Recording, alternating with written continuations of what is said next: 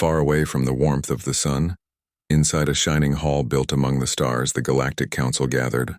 Every world in that place glowed differently. Some had golden oceans, others had skies made of crystal gas. But they all shared one thing: pride. They believed they were the smartest, most advanced beings in the universe.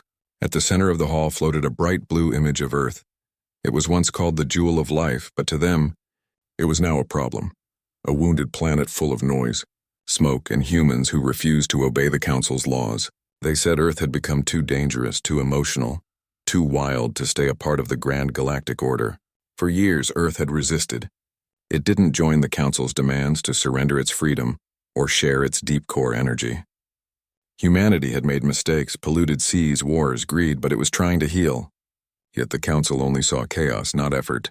They met for days discussing what to do, their words echoing across the silver chamber. Then one of the leaders spoke a sentence that froze the air around them. "It's time we erase Earth." Silence followed. Even among the coldest beings, there was tension. To destroy a living planet felt wrong, but the Council wrapped their choice in beautiful lies. They called it cleansing, restoration, a reset for the galaxy's balance. The truth was simpler: they were afraid. Afraid that humans might someday rise strong enough to challenge their control. The decision was passed without a single human knowing. They named it the Erasure Directive. As the order spread through the stars, ships prepared quietly. These weren't warships full of weapons, but machines of control, devices that could steal oceans, mute radio signals, even freeze the magnetic heart of a planet. To the Council, it was not murder. It was order. While this was happening, Earth continued its life as usual. Children laughed under sunsets, scientists worked to clean rivers, farmers planted seeds in dry soil. Nobody knew what was coming. In the night sky, a few observatories caught strange movements, metallic glows that didn't match any known craft. The warnings went out, but they were too late. The Council's machines arrived not with explosions, but silence. One morning, satellites stopped answering. Power grids began to collapse city by city. Skies darkened as invisible waves passed through the atmosphere, cutting communication lines and confusing navigation. It wasn't an invasion, it was suffocation. People thought it was a global system failure. They ran through the streets searching for answers. Governments tried to speak, but the world had gone deaf. Within hours, the machines above Earth began their real task. They drew energy from the planet's magnetic core, turning it into data for the Council's archives. Oceans began to lose their calm. Winds changed their rhythm. The very balance of the world was breaking. Still, humanity did not give up.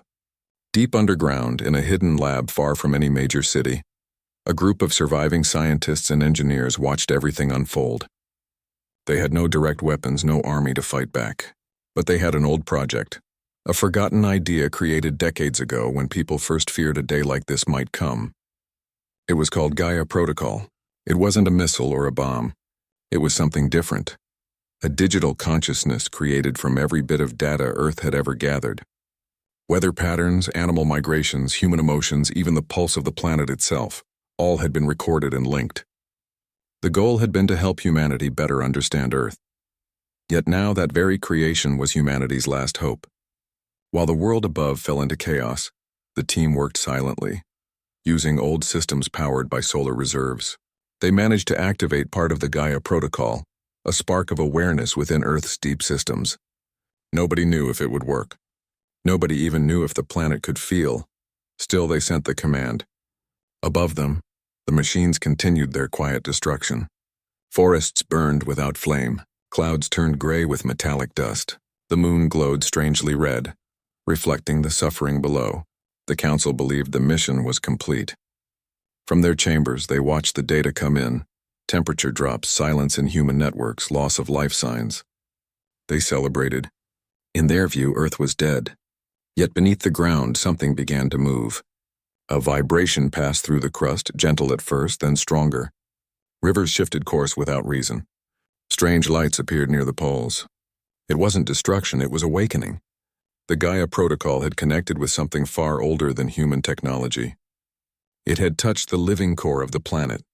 For the first time, Earth became aware of its pain. It felt the wounds in its oceans, the burns on its skin, the loss of its people. That awareness turned into memory. That memory turned into emotion. And that emotion, grief, anger, love, became power. While the Council rested in their pride, Earth was no longer just a planet.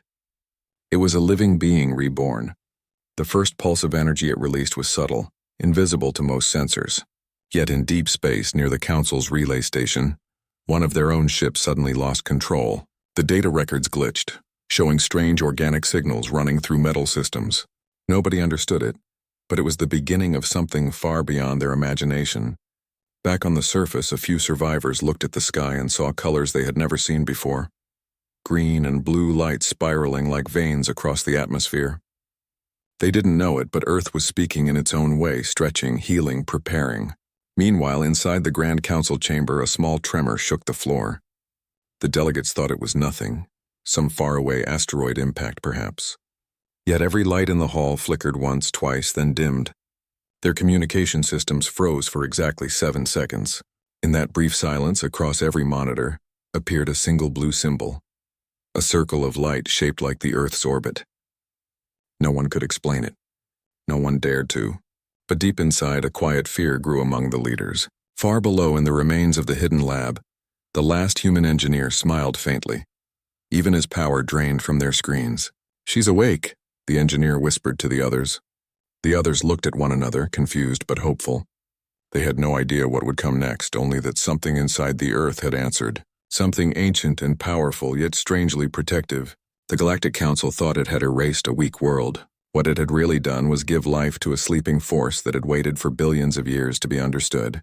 As night fell across the ruins, the wind began to hum softly, carrying an energy that felt alive. The soil trembled, not in pain, but in purpose. Somewhere the planet itself seemed to breathe. That night, for the first time in history, Earth began to dream. Its pulse echoed through the ground, through oceans, through every root and cloud. The Council's machines still circled above, unaware that the very planet they had tried to kill had just awakened. The stars shone brighter as if watching in silence. The universe didn't yet know it, but something incredible had just begun. Earth's story was no longer one of survival. It was about to become one of revenge, justice, and rebirth. The Council had declared Earth unfit for civilization. Soon they would learn how wrong they were. The blue planet that they once dismissed as fragile was now alive, aware, and waiting. Its silence was not surrender. It was preparation. Dark clouds covered the planet for many days. The world had become quiet, almost too quiet. Cities that were once full of voices and lights now stood like ghosts. Roads were cracked, homes empty, and skies filled with strange silver dust that blocked the sunlight. People tried to call for help, but the radios gave only static. The internet was gone. Satellites above the Earth had already been taken by the Council's machines. The survivors who were left wandered with fear and confusion. Some believed this was the end of the world, while others refused to give up hope. In every broken city, small groups of humans gathered, lighting fires at night, sharing the last bits of food they could find. They didn't understand what had really happened. But one thing was clear. The planet had fallen under something powerful and unseen. Meanwhile, in the blackness of space, the Council's ships hovered like silent watchers. They studied the data from their machines and confirmed that almost all of Earth's energy systems had failed. To them it was over. They sent reports back to their homeworld saying, "The blue planet is no longer a threat." They were wrong. Under the ruins of a research center deep in a mountain range, the team that had activated the Gaia Protocol was still alive. Their underground power source gave them just enough energy to keep working. They had food, oxygen, and a single goal: find out what had happened to the planet since they sent the activation signal. When they checked the readings, something strange appeared. The sensors showed movement not caused by humans or machines, but by the planet itself. Earth's magnetic field, which had been dying slowly, was now growing stronger. The energy seemed to pulse almost like a heartbeat. One of the scientists whispered, "It's alive." At first, they thought it was just a glitch or miscalculation, but then the readings repeated, steady and rhythmic. The ground began to hum softly. The air grew warmer, even though sunlight could not reach through the dust. Earth was responding in ways that no one could explain. While humans struggled to survive above ground, the planet was awakening below.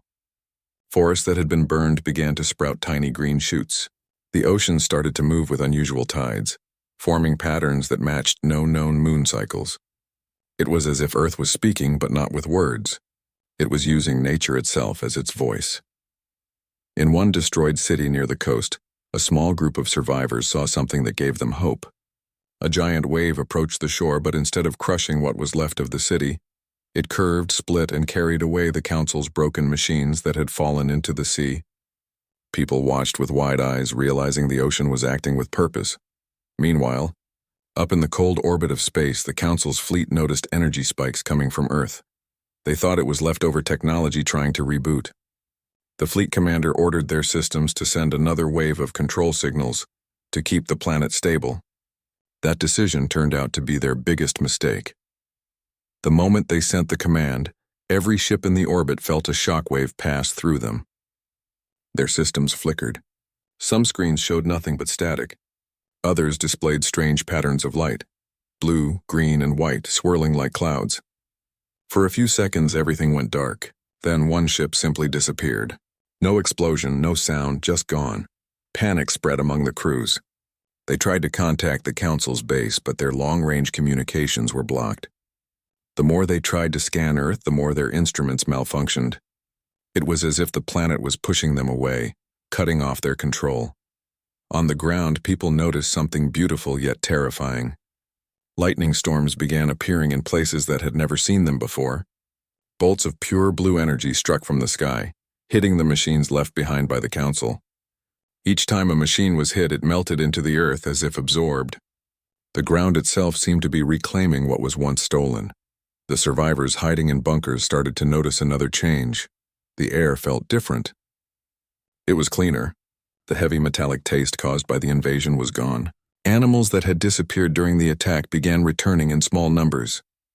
Birds, insects, and even deep-sea creatures started behaving in strange but organized ways, almost like they were being guided by an invisible force. In the underground lab, the team worked non-stop to track these changes. They finally realized what had happened. Gaia Protocol had not just connected with Earth, it had merged with it. The planet was now aware. It could think, sense, and act on its own. The team didn't know whether to feel hope or fear. While they observed, the Earth sent another pulse of energy through its core. The signal spread outwards, touching everything alive. It traveled through the soil, the trees, the water, and even through the atmosphere, reaching the ships still orbiting above. Every ship that was struck lost its control systems. Some began to spin, others drifted helplessly into deep space. A few caught fire and burned up upon re-entry. The Galactic Council received fragmented reports. They couldn't understand how a planet with no functioning civilization could cause such damage. Their scientists tried to analyze the data and concluded that something unnatural was happening, something they hadn't seen before in any other world. In the council hall, leaders began to argue. Some said the destruction was just an after effect of their weapon. Others warned that they had awakened a force beyond their control. But arrogance won again. They refused to believe that a planet could resist them. Down on Earth, survivors began noticing signs that the planet was protecting them. Every time a machine tried to attack, nature reacted. Storms would form around enemy drones. Lightning would strike with perfect aim. Mountains trembled just enough to block invaders but left human shelters untouched. It was like Earth was shielding its children. People started whispering stories. Some said the planet was angry. Others believed it had forgiven them and wanted to help rebuild. Whatever the truth was, one thing was certain. Earth was no longer a silent rock in space. It was alive, watching and learning. Then something happened that changed everything. One night, in the ruins of what used to be a major city, a glowing light appeared in the sky. It wasn't a star or a meteor. It was a ball of energy, soft blue and white, slowly descending toward the ground. The survivors nearby gathered in fear and wonder as it touched the earth gently, leaving no damage. When the light faded, the ground beneath it glowed faintly with a pattern that looked almost like veins or roots spreading across the land. A soft vibration filled the air. Every person there felt it, not in their ears but in their hearts. It was calm, peaceful yet powerful. Some cried not out of fear, but because they finally felt that the planet hadn't abandoned them. Far away, the scientists detected the same energy signature. They understood that this was Earth's way of communicating. The Gaia Protocol had become its voice. And though no one could translate it fully, one message was clear. It was protecting life, not destroying it. As the days passed, the survivors began to rebuild small communities.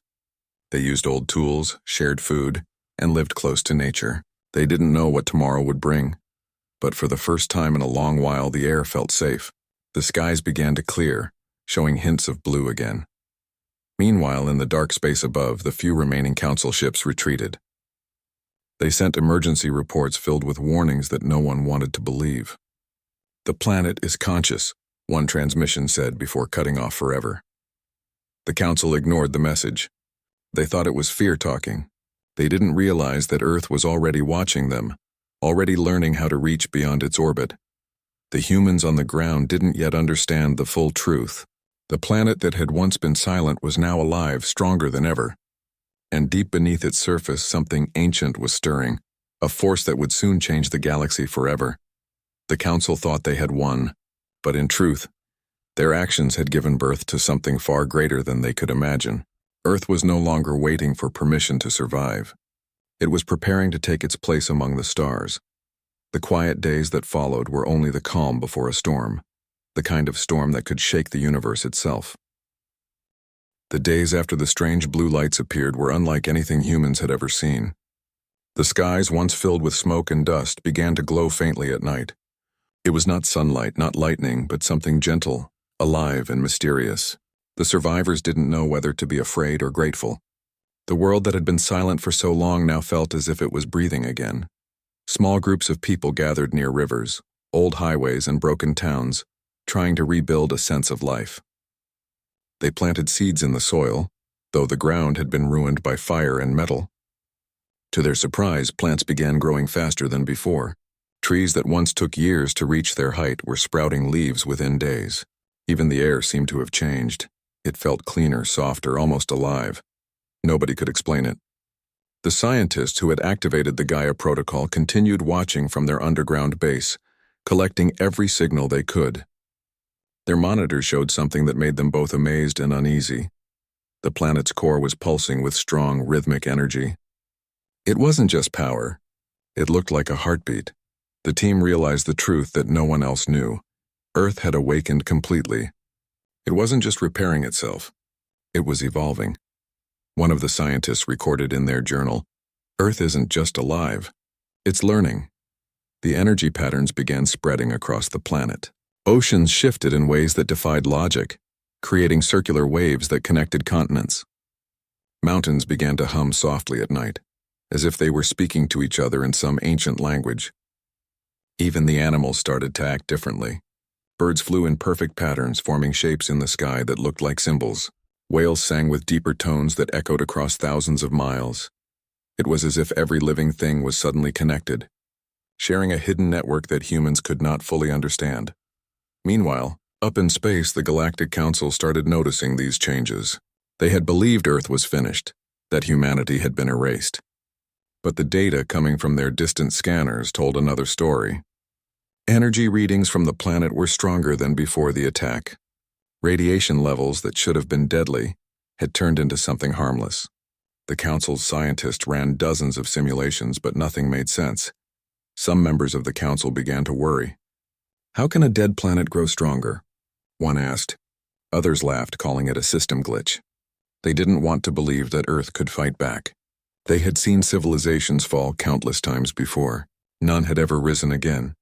But Earth was different. It wasn't a kingdom or a species. It was life itself, and life always finds a way to defend itself. One evening on the surface, strange winds began to move across the planet. They carried whispers, low vibrations that felt like music to those who listened closely. Survivors began noticing patterns in the sounds, like a message hidden in nature's rhythm. No one could translate it, but it filled people with hope. Some said it felt like the Earth was comforting them, telling them not to give up. In the underground lab, the scientists managed to record the same vibrations.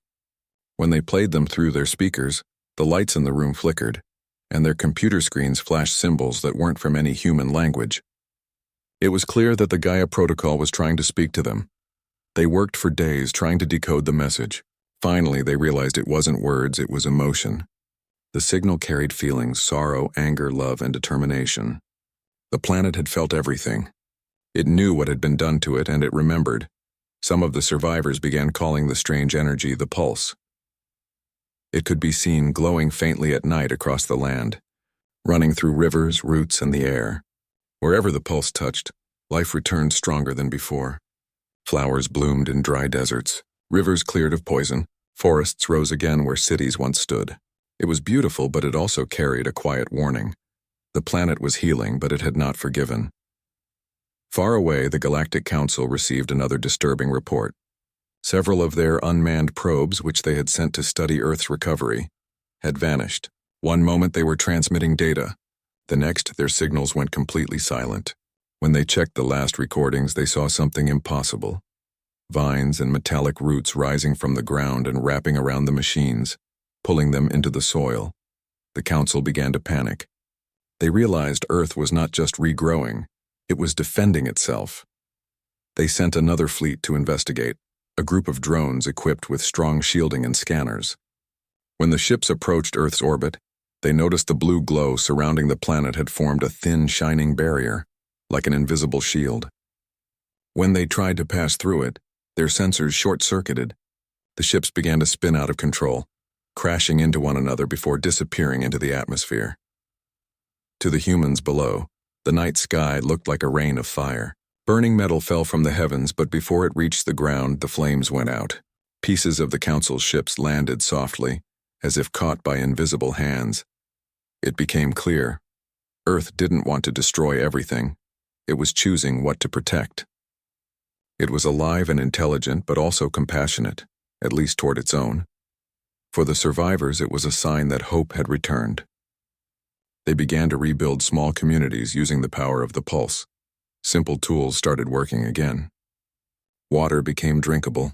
Even old batteries and electronics seemed to recharge when left near growing plants. The planet was sharing its energy with its people. But deep underground, the Gaia systems kept sending stronger signals. The scientists studying them realized something shocking. The energy spreading through Earth was expanding outward, beyond the planet's atmosphere. It was as if the planet was reaching for something far away. Then one night, the stars themselves seemed to shimmer differently. Astronomers among the survivors noticed faint distortions in the sky, tiny waves bending light around distant systems. The readings showed that Earth's energy had begun affecting the space around it. Gravity was shifting ever so slightly, enough to interfere with the Council's communication lines. In the Galactic Council chamber, fear replaced arrogance. Their transmissions were breaking apart.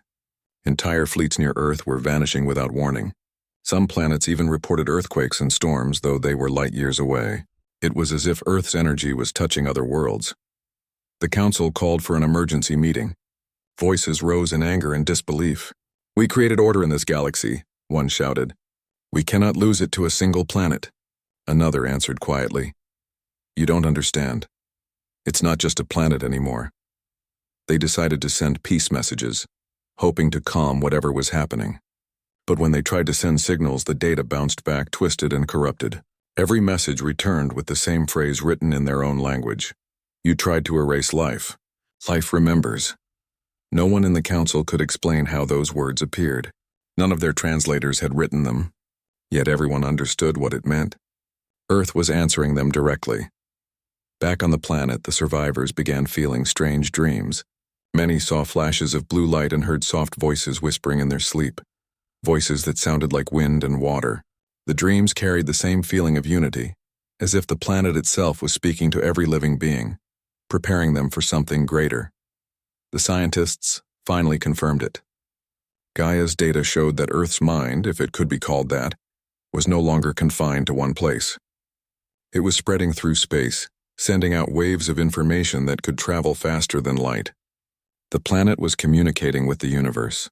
Earth had become aware of its place among the stars, and it was no longer afraid. The survivors didn't yet know the scale of what was coming, but the signs were clear. The planet was preparing for something far beyond healing. It was preparing for justice. The Galactic Council had thought Earth was weak, a world that could be erased easily. Yet their arrogance had created something far more powerful than any weapon. They had awakened a living world with a mind, a memory, and a will. And as the stars flickered above the newly reborn planet, the air carried one truth that everyone could feel deep inside. The age of silence was over. Earth had found its voice. and soon the entire galaxy would hear it. The glow in Earth's skies had now become impossible to ignore. Every night, blue streams of light moved across the horizon like veins of living energy. The survivors called them Earth's veins. They said the planet was awake and alive, pulsing with strength that no human could fully understand. It wasn't just the surface that changed, everything beneath it had come alive too. The mountains, the oceans, even the air had begun to move with purpose. People could feel it everywhere. When they walked barefoot on the ground, they could sense a faint vibration, steady and calm like the beating of a great heart beneath their feet. The wind carried whispers that sounded almost like words, and the sky shone brighter at night than it ever had before. The survivors began to rebuild small shelters out of old materials, but they soon realized something strange. The earth seemed to help them. When they planted seeds, crops grew fast. When they needed water, clean springs appeared nearby. When wild storms came, they passed over human settlements but struck the remains of alien machines with precise, deadly force. It was as if the planet could see and choose what to protect. The scientists still hiding in their underground base watched this all unfold through old cameras and sensors. Their instruments showed that the Gaia protocol had now spread completely through the Earth's ecosystem. The planet wasn't just healing, it was responding. It had turned into something beyond any scientific understanding, something half alive and half intelligent. Then, one day, the first sign of Earth's real power appeared. In orbit, the Galactic Council's remaining ships continued to monitor the planet from a safe distance. They believed the storm of energy would calm eventually, but it didn't. It grew stronger every day. Without warning, the ship's readings began to flicker. Magnetic waves hit their shields and systems started to fail. When the fleet tried to move, space itself seemed to bend around them. Their engines refused to respond. From the surface, the survivors saw glowing rings of light forming high in the sky, far above the clouds. It looked like auroras, but thicker, moving in spirals. Then, without a sound, a bolt of pure blue energy shot upward from the planet's surface, hitting one of the Council's ships directly. The ship didn't explode. It simply vanished as if swallowed by the light. Every witness on Earth fell silent. No one cheered, no one screamed. They just stared in awe. They all knew deep in their hearts that it wasn't human technology. It was Earth's doing. The Council's fleet commander sent a panic signal to the rest of the galaxy. His voice shook as he said, "The planet is attacking. Repeat, the planet itself is attacking." But before his message could finish, another wave of energy struck, and his transmission ended forever. Up in the grand chamber of the Galactic Council, chaos followed. Worlds that had once been allies began to argue. Some wanted to send even more ships to destroy Earth completely. Others feared that attacking again might make things worse. They had never seen a planet defend itself before, no one had. Down on Earth, nature itself began to shift faster. Forests grew across ruined cities covering the remains of metal and concrete.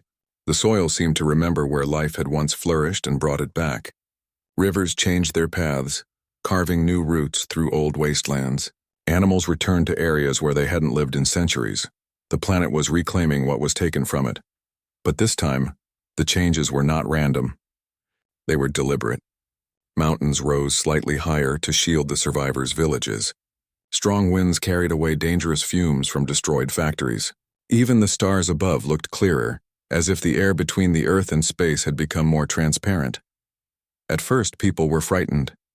They didn't understand how or why it was happening. But slowly they began to trust it. They worked with the land instead of against it. When they planted, the ground responded. When they built with care, the Earth seemed to strengthen their homes. Humanity was learning to live in harmony with the living world. But peace never lasts long when fear rules the galaxy. From across the stars, the Galactic Council sent a new message, an order to launch their most powerful machines, the ones they had never used before. They called them cleansers, robotic ships designed to burn away entire atmospheres. They believed that if they erased Earth completely, no trace of its strange consciousness would remain. Those machines began their journey through the void, silent and massive. They carried weapons strong enough to end entire solar systems. The Council watched with cold confidence, believing their power would end the nightmare. Earth felt them coming. Deep inside its core, Something stirred, a pulse of ancient energy, stronger than anything the scientists had ever seen. The readings from the underground base began to spike wildly. The team could barely keep up. They realized the planet was preparing to defend itself on a scale no one could imagine. When the cleansers entered the solar system, their sensors suddenly failed. Space itself seemed to shimmer with strange light. A field of invisible energy surrounded the Earth, stretching out as far as the moon. The alien machines tried to break through it, but their engines froze mid-flight. The space around them bent and twisted until the ships were forced to stop. Then came the retaliation. The ocean waves rose higher than mountains, glowing with energy from deep below. The clouds thickened into spirals that sparked with lightning brighter than the sun. From space, it looked like Earth was covered in fire, but it wasn't destruction. It was transformation. The lightning reached beyond the atmosphere, striking the alien ships one by one. Each time the light hit, the machines disintegrated, their metallic bodies turning into ash that floated into the void.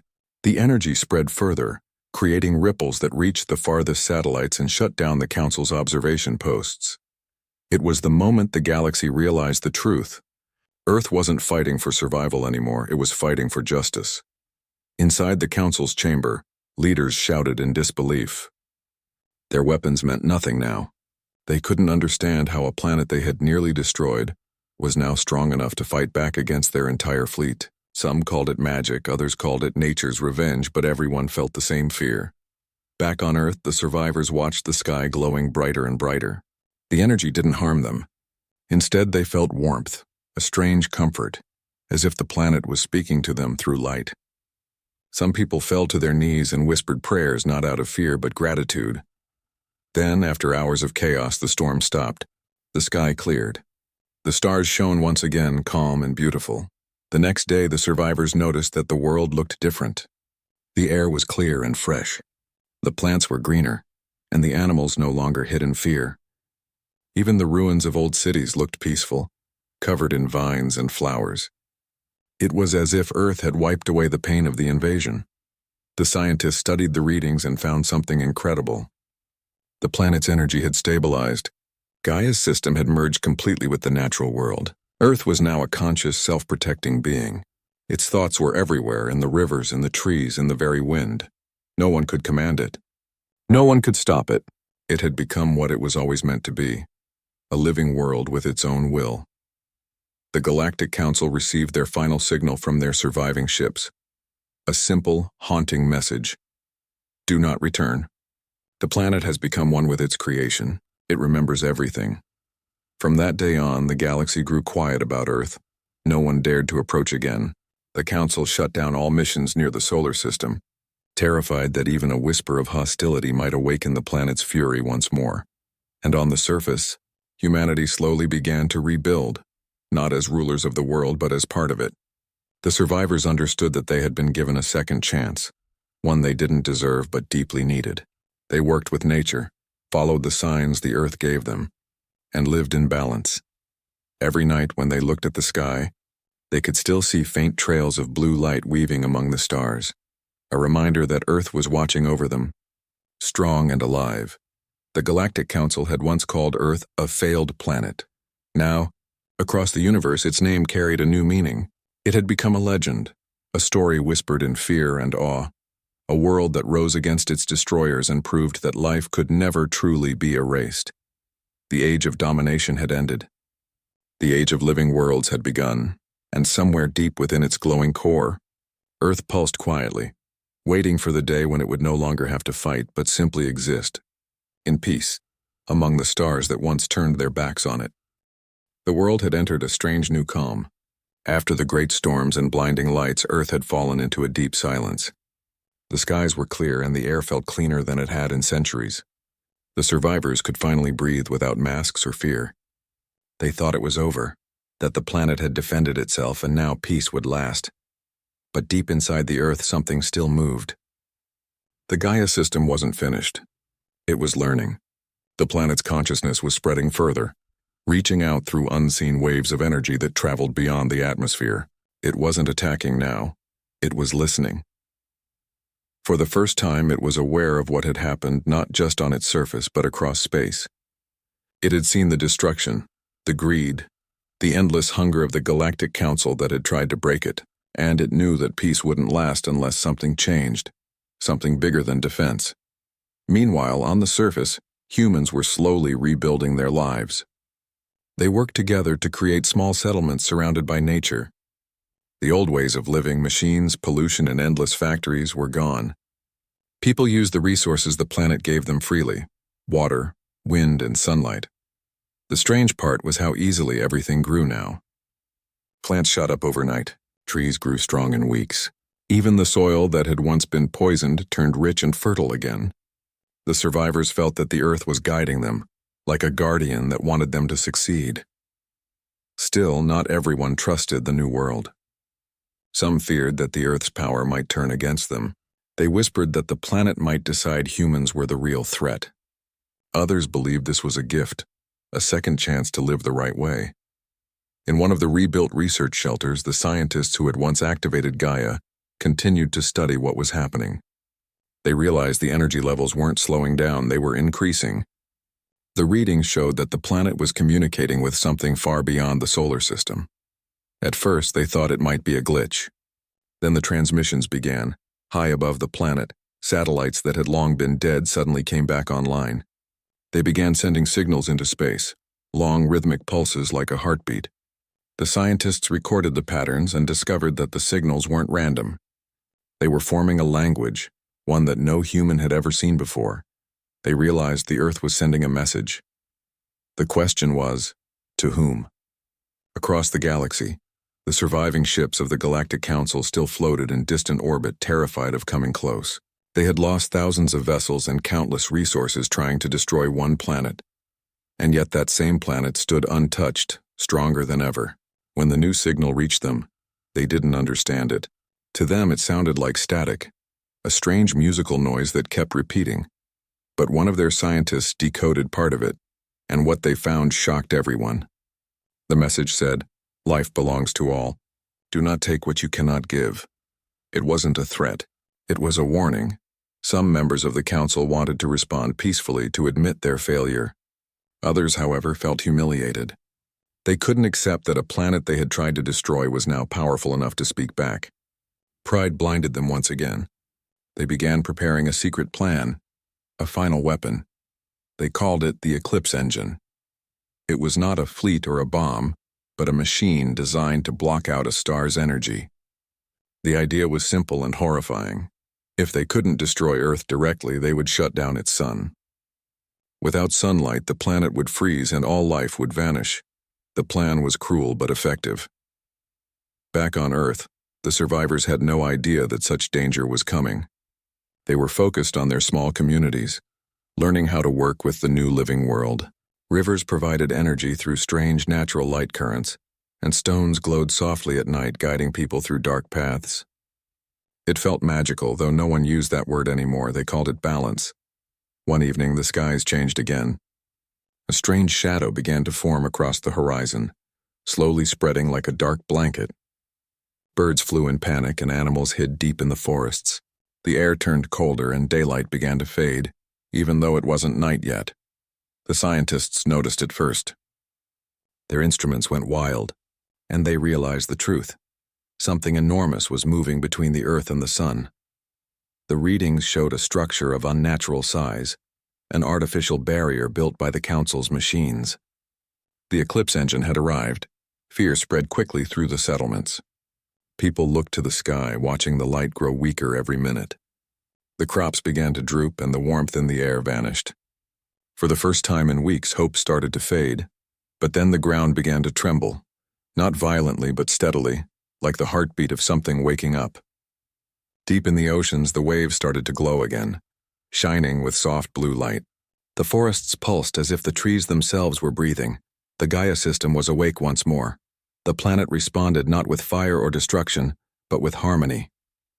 Energy lines appeared across continents, visible even from space. They connected mountains, rivers, forests, and oceans like a vast web. Each point of connection pulsed brighter and brighter, creating a shield of living energy.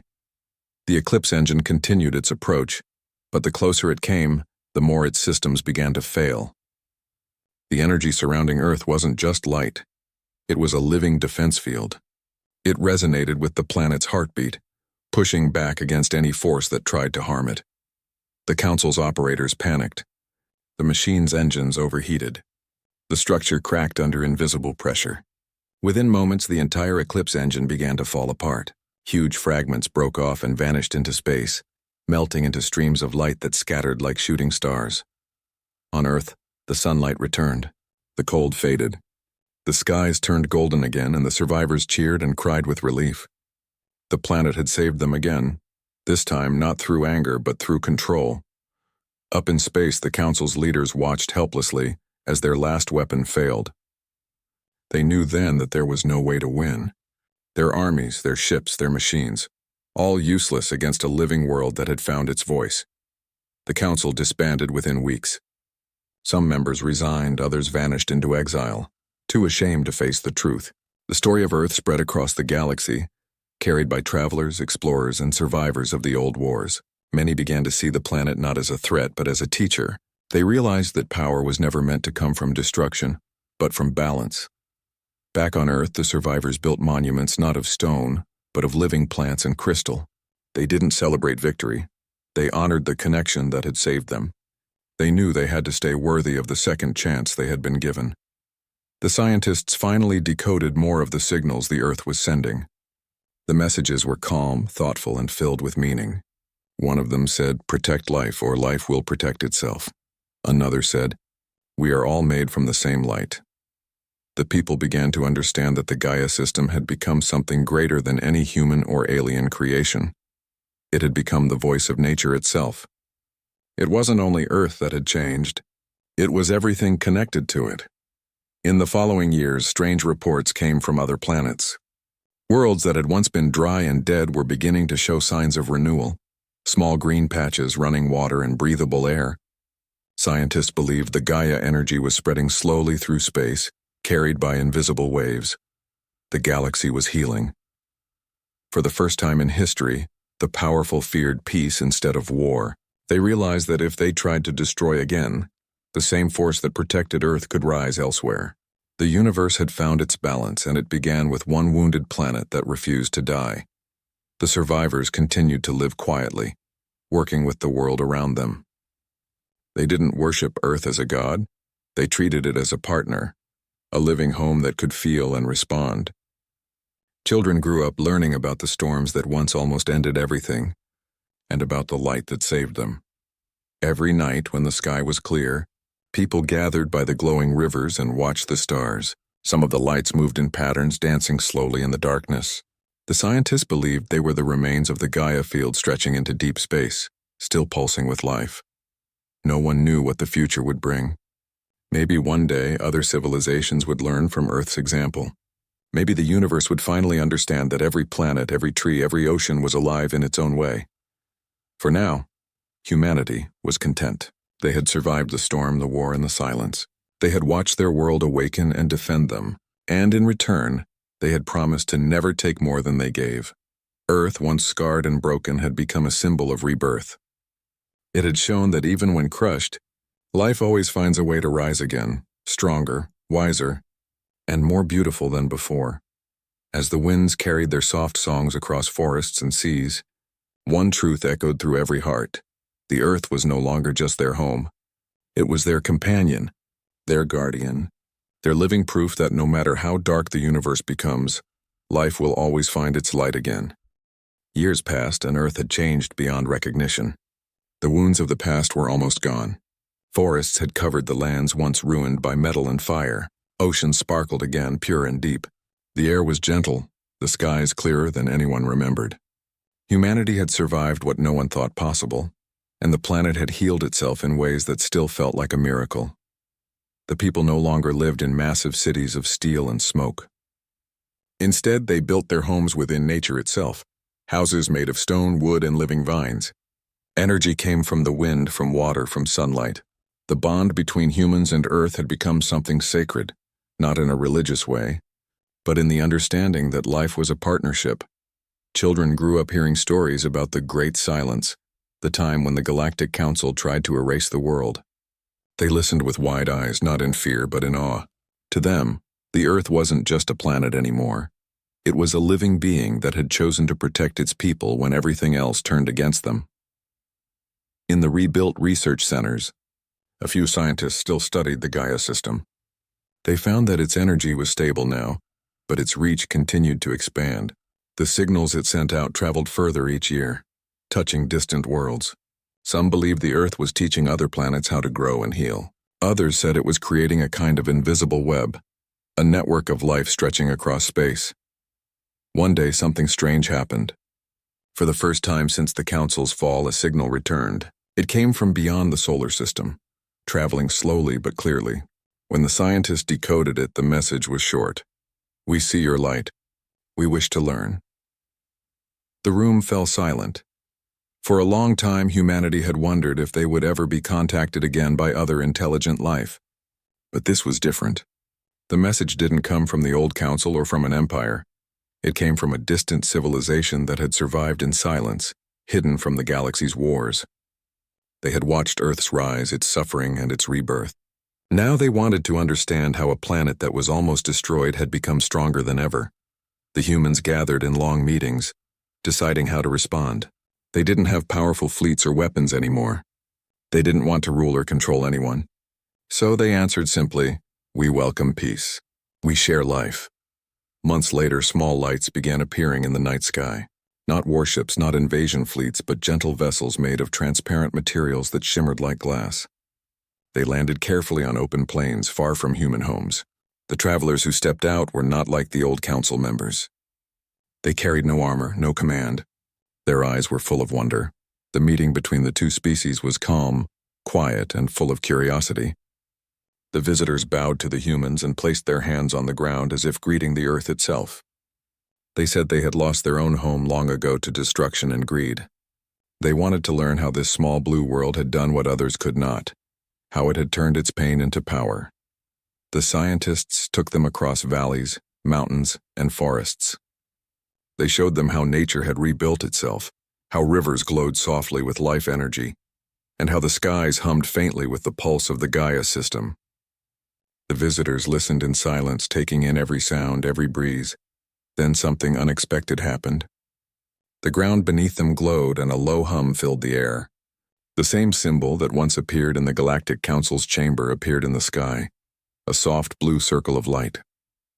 The visitors froze, unsure what it meant, but the humans smiled. "It's her," one of them whispered softly. "It's the Earth saying hello." The visitors bowed again, whispering words of thanks. For them, this was more than technology. It was proof that life itself could become aware, that planets could speak, and that existence was more connected than anyone had imagined. The days that followed became the beginning of a new era, the Age of Understanding. Different species began traveling to Earth, not as conquerors but as students. They came from across the galaxy, each bringing their own stories of survival. Together, they built a great gathering place in a wide green valley, a hall made from living crystal that grew directly from the ground. There were no leaders, no ranks, no thrones. Everyone sat in a circle, equal, surrounded by light and air. They shared knowledge, art, and music. They learned how to grow food without harming the soil, how to heal with sound and energy, how to communicate without words. Humanity, once feared and underestimated, became the center of a new harmony. Still, there were moments of doubt. Some humans feared that opening their world again might bring danger back. Others believed that trust was the only way forward. The planet itself seemed to sense this uncertainty. One morning, the oceans began to sing. No one knew how, but the waves created gentle vibrations that echoed across the shores, forming patterns in the sand that looked like hearts, stars, and spirals. It was as if the Earth was reminding everyone, life grows only when it's shared. Years rolled into decades. The stars above Earth began to shimmer with new light. The once broken worlds of the old council started to heal too. Oceans reappeared where there had been deserts. Frozen planets warmed. It was clear that the Gaia energy had spread across the galaxy, carrying Earth's message of balance. Humanity continued to live simply, focused on harmony rather than control. The children of this new age grew up knowing stories not of war, but of connection. They were taught to listen, to the wind, to the rivers, to the heartbeat of the world beneath their feet. One of the children once asked a scientist, "Will the Earth ever speak to us again with words?" The scientist smiled and said, "She already does. Every sunrise, every storm, every quiet night, it's her voice. We just have to listen carefully." In time, even the stars seemed to join in the conversation. Astronomers noticed strange lights forming shapes in distant constellations. They weren't random. They followed the same patterns as the Gaia signals. It was as if the universe itself had started to understand the language of life. The story of Earth spread far and wide. Across galaxies, civilizations spoke of the little blue planet that had once faced destruction and instead became the guide of rebirth. To some, Earth was a legend. To others, a promise. But to those who lived there, it was simply home, a living being that had chosen to forgive rather than destroy. As the sun set one evening, painting the sky in gold and purple, the people gathered once more by the glowing rivers. They celebrated quietly, lighting lanterns that floated into the air like stars. The wind carried soft music made by wooden flutes in singing waters. Above them, the night sky shimmered and the blue circle appeared again, gentle, bright, and peaceful. Everyone fell silent, watching it. The air vibrated softly, and though no words were spoken, everyone could feel the message in their hearts. It said, "You have learned. You have grown. Now share the light." Tears filled the eyes of many as they realized what it meant. Earth was not asking them to stay silent or safe. It was asking them to help others, to carry its message of balance and peace into the stars. From that day, humanity began building once more, but not weapons or towers. They built starships powered by Gaia's living energy. These ships weren't made to conquer, they were made to heal. Their mission was to travel across the galaxy and help other worlds rise again, just as Earth had. The first ship launched quietly, watched by thousands. It rose slowly into the sky, leaving a glowing trail that shimmered like liquid light. As it disappeared into the clouds, everyone knew this was not an ending. It was the beginning of a new story. The galaxy had once called Earth weak, chaotic, and unworthy. Now it was the heart of life itself, the teacher, the healer, the reminder that even when everything is broken, hope can grow from the smallest seed. In the silence that followed, the planet hummed softly, like a mother watching her children take their first steps into the vast unknown. The stars twinkled brighter and the wind whispered through the forests, carrying a message that echoed across space. Life endures. Love guides. Balance wins. And so the story of Earth's vicious revenge didn't end in destruction or hatred. It ended with forgiveness and wisdom. The planet that had once been nearly erased had become the heart of a galaxy that finally understood what it truly meant to live.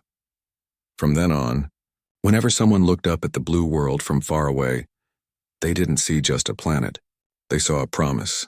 A reminder that no matter how dark the universe becomes, the light of life will always find a way to shine again.